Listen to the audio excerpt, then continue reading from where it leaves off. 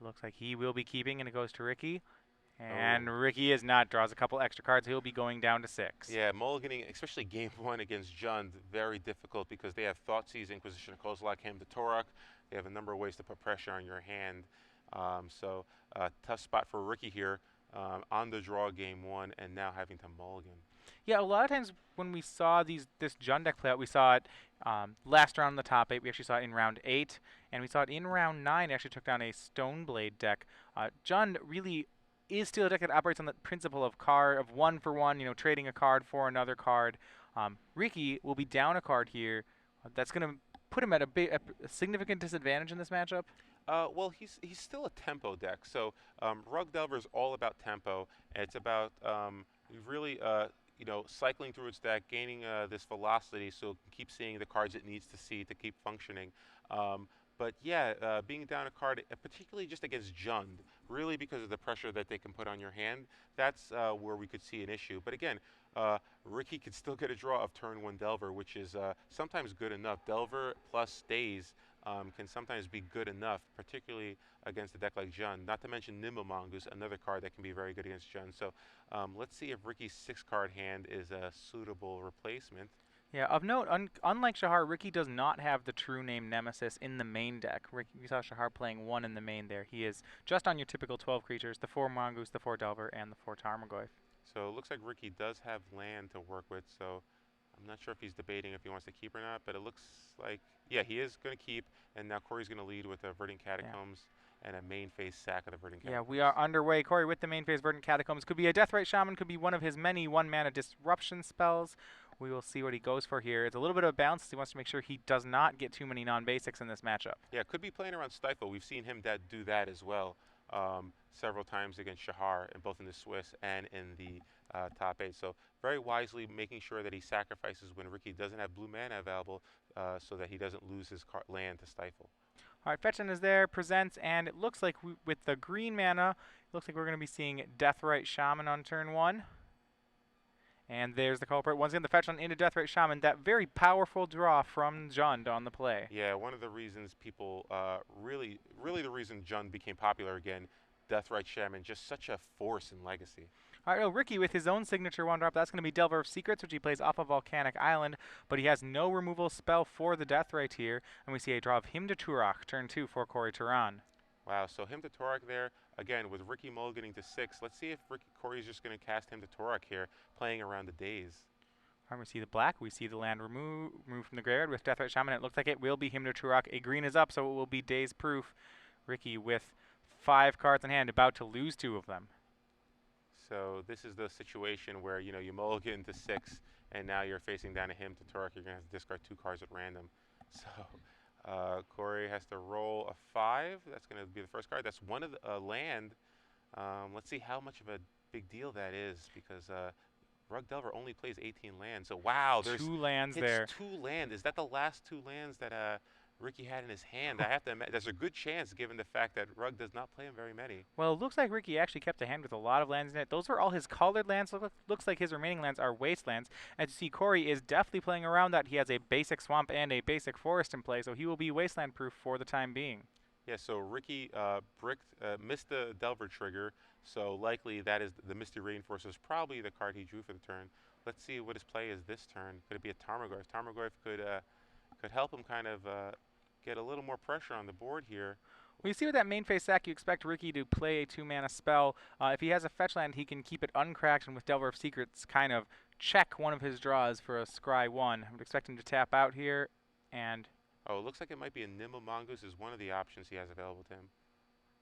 And he's thinking about what to do here. So, wow, could he have a hand of Tarmogoyf Nimble Mongoose? It's pretty important. Yeah, I know he has the Wasteland, so this could be Tarmogoyf Nimble Mongoose Wasteland. That's a pretty good well, for a mulligan. mull to 5 that got hit by Hymn to Turok, it's hard to ask for too much more there. And you do see the Tarmogoyf. Right now, Tarmogoyf is a 2-3 with land and sorcery in the graveyard. Wow, so really good start from Ricky, despite the fact that he mulliganed to 6 and faced down a Hymn to Torok. So Now, once again, we see one of those cards that in the last year has really kind of been a pink thorn in the side of Tarmogoyf, an Abrupt Decay waiting in Cory's hand.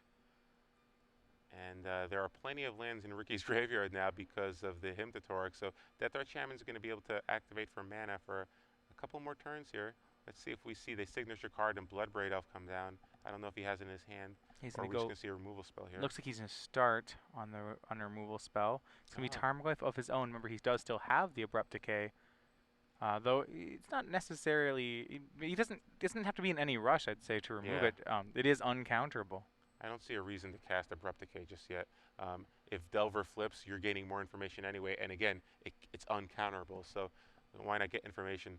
Yeah, Cory does decide to wait, and Delver will flip off a Stifle. Stifle, a very powerful early game card, but on this board, could be a little weak. Yeah, it could prevent Cory from getting a red land with the sack land that he has in his hand, but yeah, I agree with you. At this point of the game, Stifle, not that effective. Yeah, Ricky also actually can take Cory off red mana for one turn. You actually can stifle the Deathrite Shaman's mana ability because if it has a target in its activation, it's not actually a mana ability by the rules. Yes.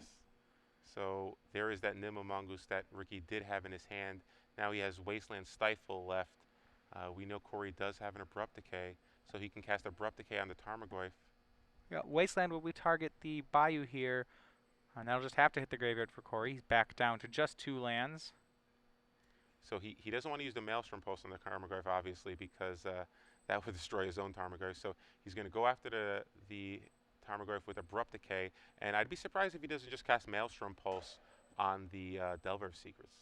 Alright, so we do see that Tarmogoyf now all the way up to a 4/5 with creature, instant, sorcery, and land in the graveyard. So, wow. So Cory does have a Wasteland, but he knows about the Stifle, so Wasteland not really effective right here. Yeah, we see that Maelstrom Pulse you're talking about. It's the Grand Prix art on there. And he did draw the Wasteland for the turn. He may use the Wasteland anyway just to get the card out of Ricky's hand. I mean, it doesn't seem like he has another play waiting for him. Well, he has Maelstrom Pulse. I like just playing Badlands, casting Maelstrom Pulse on the Delver of Secrets, and attacking with the Tarmogoyf. If you know what the card in Ricky's hand is, it's just a Stifle, so there's really not much to think about here. So you don't want to remove a land. You don't want to use the Deathrite mana this turn. No, I don't think you need to. Because if Ricky ever just taps out, then you can use the Wasteland. But why just throw away a land here? I don't understand it. Well, why are we going about this? That is currently the 6th card in Ricky's graveyard, so Cory probably will maybe want to just remove a land anyway to make sure that Nimble Mongoose stays a 1/1. So if you're already committed to removing a card from Ricky's graveyard, But the activation with Deathrite is fine. But if you just play a Badlands and deal with the Delver of Secrets, you can still then remove a land you can anyway still if you remove want it. to. So, yeah, I don't quite understand not casting Maelstrom Pulse there. Yeah, it looks like he wants to save the pulse right now, so it He's wasn't not winning cast. this race, that's for sure. So we see the draw from Ricky. It's a 1 mana card. Looks like it's going to be a Lightning Bolt for the Deathrite Shaman, and that's a huge play. Because it will be the 7th card in Ricky's graveyard. So in response, Cory's going to go ahead and eat the Stifle to make sure that Lightning Bolt is only the 6th card. So Nimble Mongoose will stay a 1/1 at least for one more turn. And we see a swing now for 4 from Ricky. That'll put Cory down to 11. So Cory now, without that Deathrite Shaman, it's going to be hard for him to win this race here. Not sure what he plans on doing. He did draw a Dark Confidant for the turn, so he can try to put that into play and hope that Ricky bricks on either a cantrip or a sack land to make sure he doesn't get Threshold. But yeah, well, he does still have the 3rd land in hand, and now we will see Maelstrom Pulse take care of Insectile Aberration. So right now, life totals are 9 for Ricky, 11 for Cory.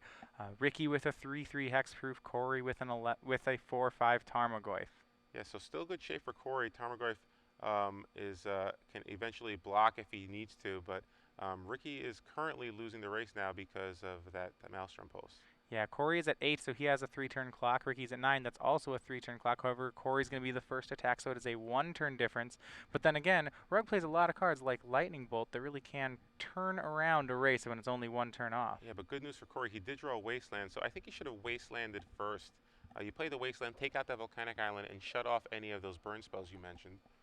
Yeah, he's going to play that Wasteland post-combat, and he will go ahead at the red source. So Ricky down to just a tropical island now. And now he could play the Dark Confidant, but he decides not to.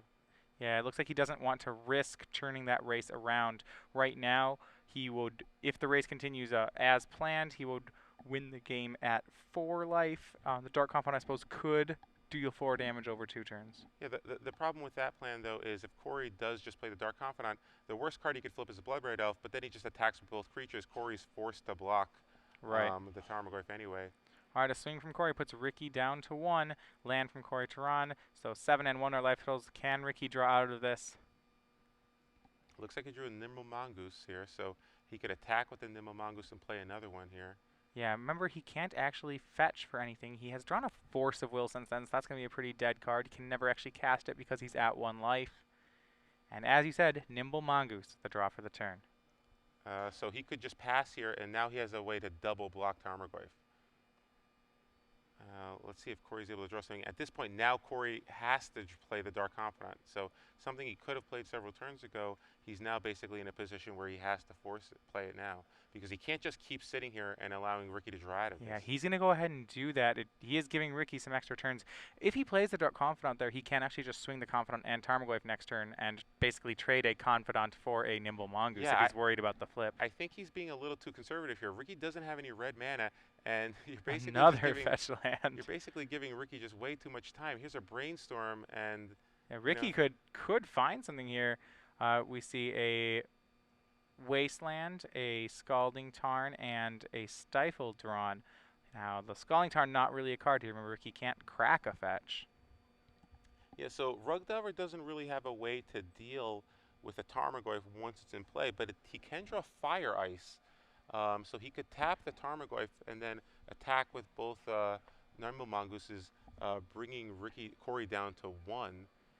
So Cory has to be careful here not to crack a sack land and bring himself below 7. Yeah, and that's what we see. Ricky wastelanded Cory's only red mana. Cory will have access to more red mana, but it would make him go to 6 if he wanted it.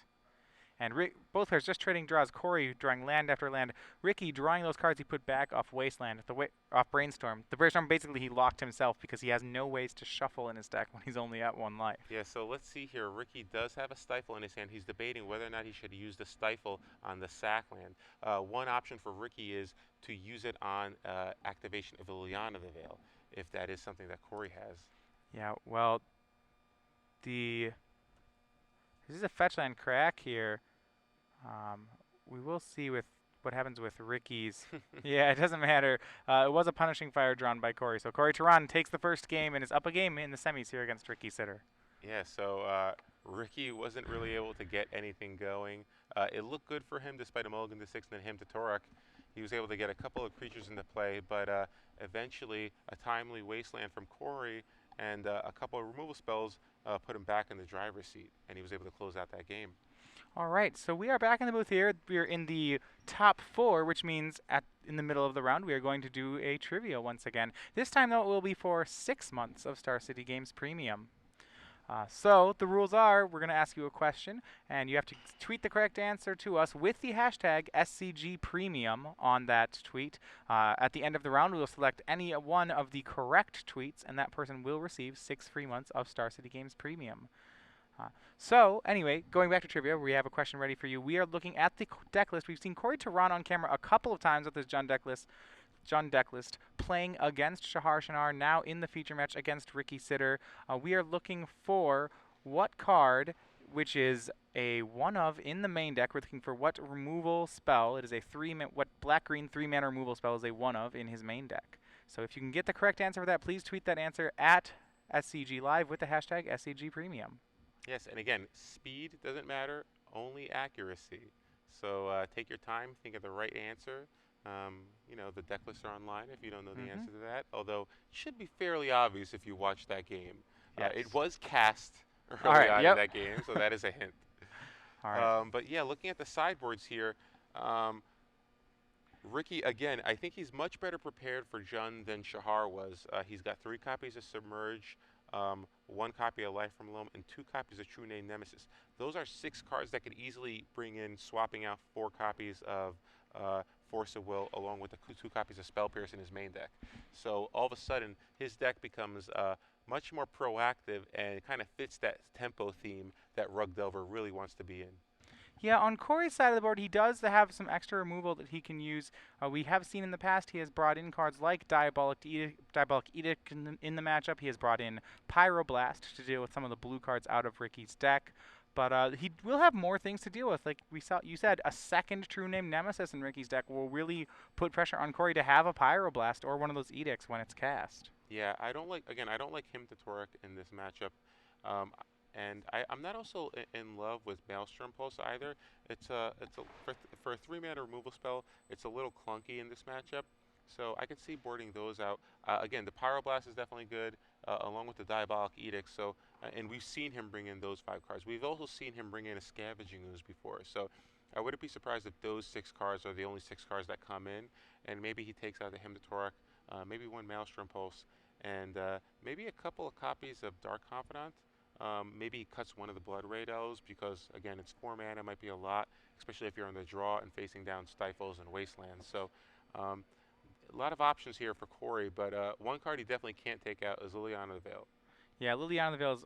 He does probably can't take out any of the ways that he has to deal with True Name Nemesis, Yep. just because if a True Name Nemesis is in play, it's pretty hard for Cory to answer, and one of you either have to kill it or ignore it. It's hard for Cory to ignore it because while his deck is powerful and great at grinding, it doesn't really control the pacing of its own wins. You know, he can't just win very quickly and ignore a True Name Nemesis. Like some of his draws may let him do that, but he doesn't have very much control over that. Yeah, he does have 2 Golgari Charms in his sideboard, and that is a card that people have started playing in order to deal with the True Name Nemesis threat.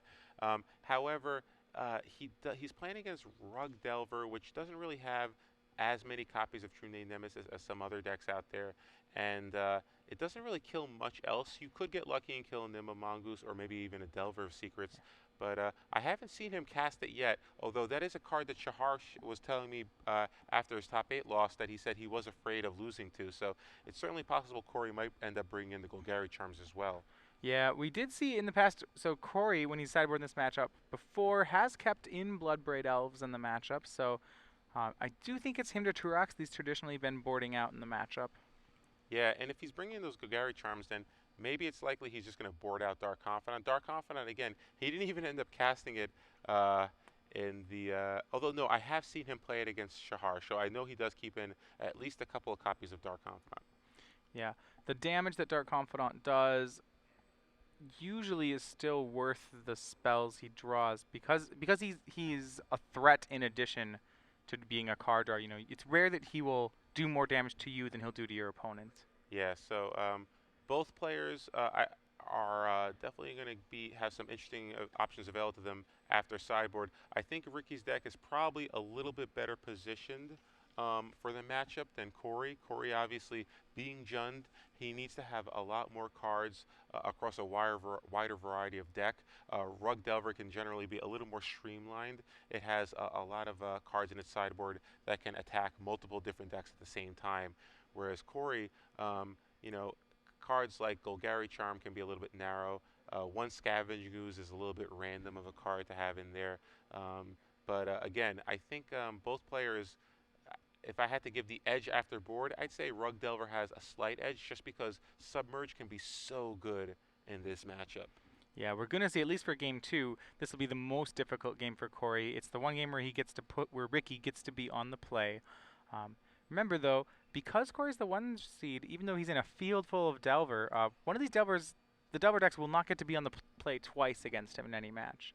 Yeah, so again, I think after board, Ricky's deck has a slight advantage, but he's only going to be on the play once. And again, being on the play can be a huge benefit for the Jund player. So even if Ricky does win game 2, he might be find himself struggling to win the 3rd game.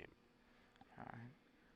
All right, so as these players prepare for Game 2, the other match we have in our semifinals is also preparing for Game 2. Jacob Wilson in Blue, White, Red Delver takes Game 1 from Vinnie Gorman and his Rug Delver deck. And I think we kind of expected that. I think Cedric Phillips brought this up before. If someone like Jacob Wilson stops playing Rug Delver, that kind of is a sign to you that maybe you shouldn't be playing Rug Delver. Despite the fact that 3 players did make the top 8 with the deck, maybe it's really not that well positioned against a field full of True Name Nemesis. Yeah, we did see that Jacob Wilson won a Legacy Open just a month and a half ago in Seattle with Rug Delver, looking to take another Legacy Open. And we are underfoot, though, here in our match of Ricky versus Cory. Turn 1 is a Volcanic Island and a Ponder from Ricky Sidher. Yeah, so both players keep. Ricky doesn't have that turn 1 Delver, but he's got a little action in Ponder. It looks like he also has a Daze in his hand, so he could potentially stop a Deathrite Shaman if that does come down. All right, passing back to Cory. He will likely have a 1-drop. We'll see whether it's Disruption or a Deathrite. Yeah, and Cory did think about mulliganing this hand, so interesting to see whether or not it's land light or not, So, because a lot of these decks, they're hesitant to keep land light hands against Rug, obviously, because of Wasteland and Stifle. so I want to go over there. What does it tell you if you're on Ricky's side of the board when Cory, in his opening 7, draws an 8th card and then thinks for about 10 to 15 seconds before even making a land drop? Well, there's a lot of decisions that this deck has to make. I mean, it could be Thoughtseize, it could be Inquisition, it could be Deathrite Shaman. The thing is, though, in almost every situation, you want to lead with Deathrite Shaman, simply because it's just so powerful. Obviously, you expose yourself a little bit to Lightning Bolt if you can lead with a removal spell, but a disruption spell. But I don't know. We'll see what Cory's decision is here. Does it show you that he's making a choice? That means he has more than one option at one? No, sometimes he's just protecting himself around Stifle, which is what we see here. But again, it's odd that he's done that. He's done that because in almost every other game, he usually goes for a basic land and protects himself against Wasteland. So it's one of those things where you don't want to sacrifice a land when your opponent has mana up because you don't want to play around Stifle. But at the same time, you don't want to get a non-basic because you're playing right into Wasteland. Right, so Ricky on his turn wastes away the Bayou, plays Delver of Secrets, and this card does not flip the Delver, so he goes ahead and draws that there. Yeah, but Ricky does have another Ponder here, so that will be able to try to set up a Delver flip for next turn. I was going to say, I thought that Delver was set up from the previous Ponder. It turns out Ricky didn't have the instant to do that with on his first Ponder. So, wow, Ricky actually has a pretty bad 3 cards there. He has 2 lands and 1 instant, and these are the types of hands I hated when I was playing Delver because I'm like, okay, well, I can technically set up my Delver flip, but I really don't want any of these cards. So you can see Ricky here is thinking, these cards are so bad. Should I just shuffle and take my chances next time with Delver? Again, he does have a high spell count in his deck. He has 30 spells. It's already a coin flip just to flip it on any given turn. Yeah, but nope. Ricky just wants to make sure it flips, so he keeps Misty Rainforest on top and draws it for the turn. I don't know what the spell is, but I think it might have been a Stifle. So what Ricky can do here, you see that he played a Misty Rainforest, is next turn he can reveal the instant, flip the Delver, but then before he draws the instant, he could crack the fetch land if those 2 cards he left are truly bad. Yep. So Cory Teran draws for the turn. It looks like it was an Inquisition of Kozilek, so he can lead with the Inquisition of Kozilek here if he wants to kind of gain a little more information and try to set up his next turn. Yeah, he has a Badlands. No green mana yet. We do see he has a Tarmogoyf, but is unable to play it. He's going to go for Punishing Fire to take down the Delver of Secrets right now. And I'd expect that to be met the Daze. So yeah, Ricky's going to return to Volcanic Island and Daze that Punishing Fire. And as we know, Cory actually does have a Grove of the Burn Willows in hand, so next turn he'll be able to repeat that play if he wants. So there's the Stifle, and let's see if he's going to make the play where he sacks prior to draw. Yeah, he's thinking about it here. Delver does flip into Insectile Aberration. Yeah, let's see here. Obviously, Stifle not that effective, but with only 2 lands, you could still get a 3rd land, which could be important if he has Liliana the Veil. So I kind of like keeping the Stifle there. Again, your plan is to land destruction your opponent. So, especially if he has a Wasteland. So, oh wow! All right, that's huge there. And Ricky deciding he wants to make sure he doesn't sack the Misty Rainforest yet, just to make sure if Cory has a Wasteland. Yeah, remember there are no basics in Rug Delver. In fact, there are only 6 mana-producing lands outside of the Wastelands in the deck. It's 3 tropical, 3 volcanic. Yeah, along with 8 sack lands. So, Cory now down to just 1 basic swamp. He does have that Grove of the Burn Willows. But it's difficult to get the Grove combo going if you don't have 3 mana. So it looks like Cory will be able to eventually deal with that Delver of Secrets if he has that Grove of the Burn Willows, but it will take at least 1 turn. All right, so we're back on Cory Teran. We know he has a Grove. We don't know if he has any more lands.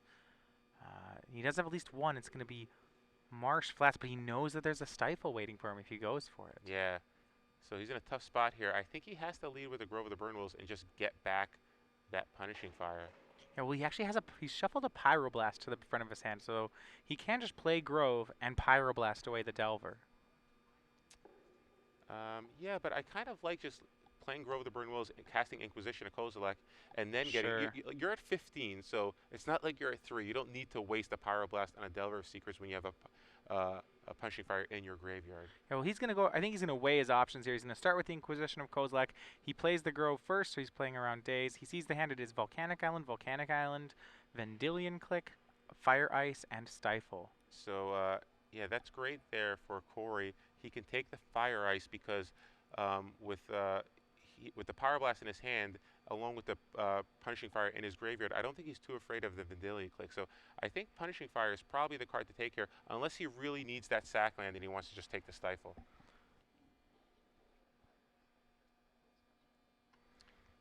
So let's see here. Inquisition of Kozilek, he's going to decide what he wants to take. And Vendilion Click is a card that Ricky was saying he really likes in this matchup. Even though it costs 3 mana, it is kind of a useful threat.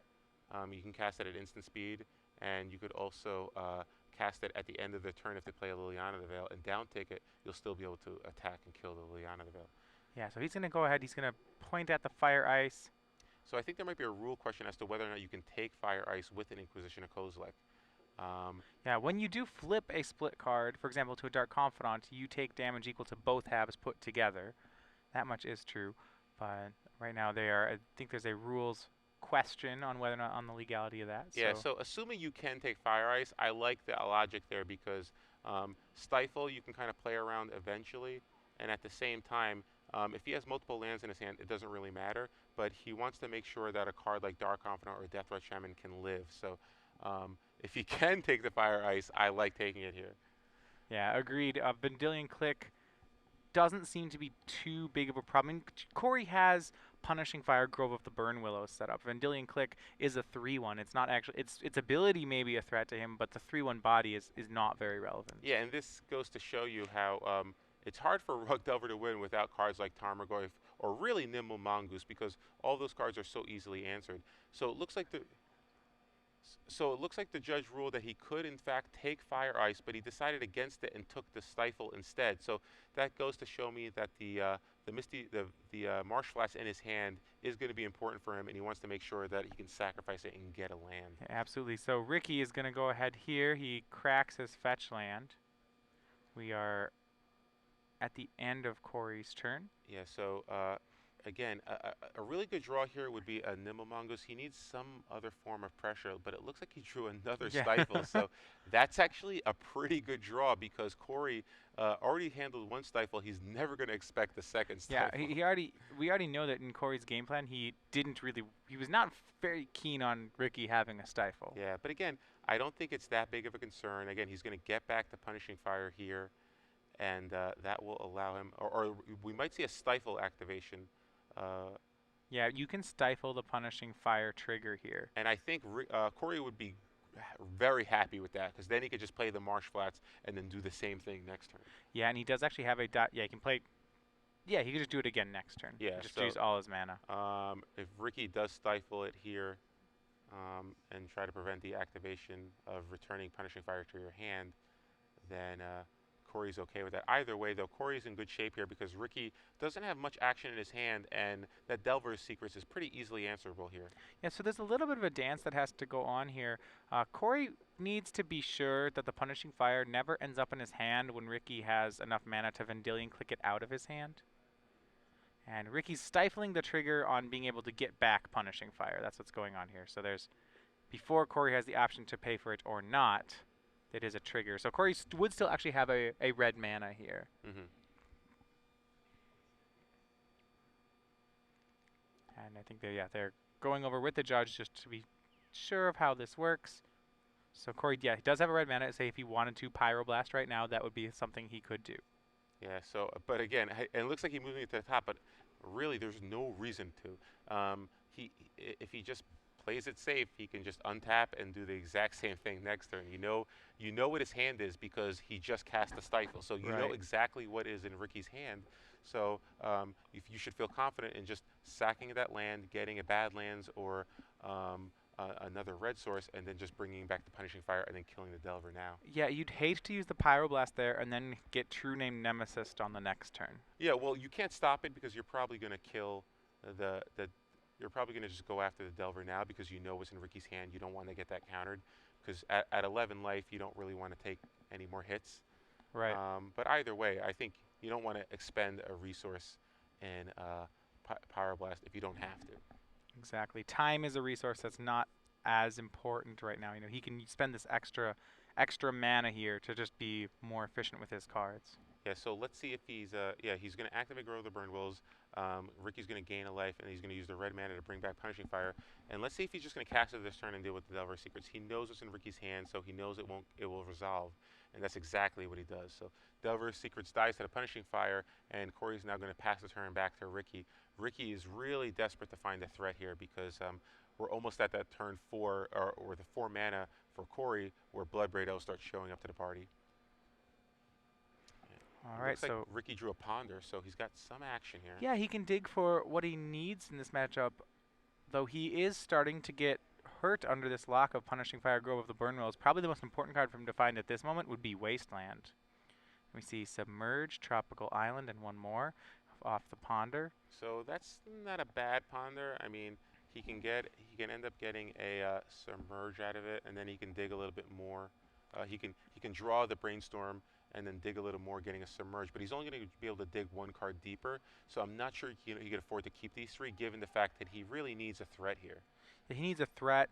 There's a lot. He has a pretty big wish list. Like you said, he needs a threat. He really needs a Wasteland too. This Punishing Fire, Grove of the Burnwillows lock. He needs Wasteland. Needs to be disrupted. Submerge is obviously good in this matchup, but it's really only good as a tempo play if you can press some sort of advantage, which Ricky clearly doesn't. So, despite the fact that it's a good card, I think he has to ship this back and reshuffle. There's just not enough going on here. Brainstorm is good, but it's only going to get him one card deeper. And so he's going to keep it. He's going to take the... Yeah, he's going to take the Brainstorm here. So now he has Brainstorm. He can play the Volcanic Island. Now he's just going to pass the turn. He's got Volcanic Mat. He's got a Fire Ice available to him now if he wants to. Yeah, and I mean, while that is a slower line, you know, pondering for Brainstorm always lets you see more cards. The worry is that if Ricky doesn't find a shuffle effect in those cards, he actually could Brainstorm lock himself on this one. Yeah, so, no, I think he might have, I think there was a sack land there, so I think he'll be okay there. But Cory did draw a Hymn to Torak here, so very interesting decision here. He can go for the Hymn to Torak. If Ricky casts Brainstorm in response, he can then Pyroblast that and actually strip Ricky's entire hand. That's very strong, especially when you know that Ricky has put, though he knows what those last 2 cards on top of his deck are, and they're not things that he's particularly excited about. Yeah. You'd strip his hand, and you'd know his next 2 draws would be weak. It'd be a pretty powerful place to be. Yeah, and you have a Diabolic Edict in your hand, and you still have the Bloodbraid Elf, so it looks like that's what might happen here. If Ricky does have 3 cards in his hand, which I believe he does, if he tries to cast Brainstorm here, I think Cory's almost in all likelihood just going to Pyroblast it. Let's see if he does. He looks like he's going to do exactly that. He's going to go for the Brainstorm. Is Cory going to let that happen? And oh, wow. Right away, yes. He does let it resolve. Surprising. Well, he really just seems to be saving that Pyroblast for a true name Nemesis, would be my guess here. Now, granted, by Pyroblasting the Brainstorm, he pretty much has already done that. Okay, here. So, Ricky is going to reveal 3 cards. 2 of them are going to go here. And number 2 is a Submerge, so there's one of the action cards. And let's see what the other one is going to be. And it's another land, so Submerge is gone and a land is gone. So I think Ricky still has a Fire and Ice somewhere there. And I think Cory just can pass the turn here, really nothing else, unless he has a Tarmogoyf. But again, the way he's been playing this game, I agree with you. It looks like he wants to make sure that Pyroblast just hits a true name Nemesis. Yeah, so Submerge wasn't too big of a resource for Ricky. We saw after the Brainstorm, the cards he had kept were a Fetch Land, a Tropical Island, and a Submerge. So the land he got to keep there actually was a Fetch Land. And we'll pay Ricky with no play passes back to Cory, and Cory's going to rebuy his Punishing Fire. Wow. So there's that Vendilion Click, and again, I think Cory knew about that Vendilion Click. So, but here's the Pyroblast. That's right. This has got to be the Pyroblast. I completely forgot the Vendilion Click was in the hand. So yeah, here's the Pyroblast. Yeah, we said there's that cat and mouse game that, you know, between this Vendilion Click and the Punishing Fire, where Cory needed to make sure he didn't end up on the wrong side of it. Ricky saw an opportunity and really did have to go for it here. Yeah, but at the same time, had Cory just Pyroblast a Brainstorm, he would have been able to deal with the Vendilion Click and the Fire Ice that he knew was in Ricky's hand. Yeah, this should work though. Pyroblast will take care of Annealing Click, so Cory will get to keep his Punishing Fire, and he has his combo intact. And I have to think that we may be seeing Bloodbraid Elf Oh or no, Liliana this Liliana the Veil, yeah. turn. Oh, Now, if he has a 5th land, he can go Liliana the Veil Tarmogoyf. and it looks like he's gonna go with Bloodbraid Elf. So we're starting a cascade. Bloodbraid Elf will cascade. He'll likely cascade into Liliana the Veil, given that he didn't cast his. I'd venture to guess. Oh, Into no, Deathrite Deathrite Shaman. Shaman. So, Bloodbraid Elf reveals Deathrite Shaman, and now Cory's going to be able to attack Bloodbraid down, attack Ricky down to 20. And Cory, in a really dominating, he is just abusing Rug Delver decks all day. Yeah, and we see just that strategy of 1 for 1ing in resources and then 2 for 1ing in the late game.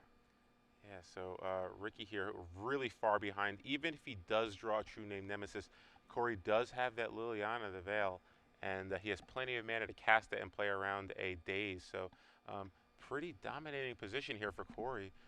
We've seen Cory come from behind against Shahar. Here, he doesn't need to come from behind. He's so far ahead. He's got a Diabolic Edict in his hand, Liliana the Veil, Tarmogoyf. Looks like Ricky's going to use that Fire Ice on the Deathrite Shaman to make sure it doesn't get active. But now Cory's going to be able to cast that Liliana the Veil. Yeah, He drew a his second. So he has, Cory has a Tarmogoyf, a Liliana of the Veil. He's going to be able to take Ricky's last card here. And Cory still with almost a full grip. It's really looking like he's going to take charge of this game and move into the finals. Yeah, He discards Punishing Fire. So insult to Sure. injury. That's going to be coming back with the Grove of the Burn Wells. And Ricky Sidher just scoops the cards up. There's nothing he can do. Cory just in too much of a dominating board position there. Unbelievable. 2 games for Cory Teran, defeats Rug Delver yet again.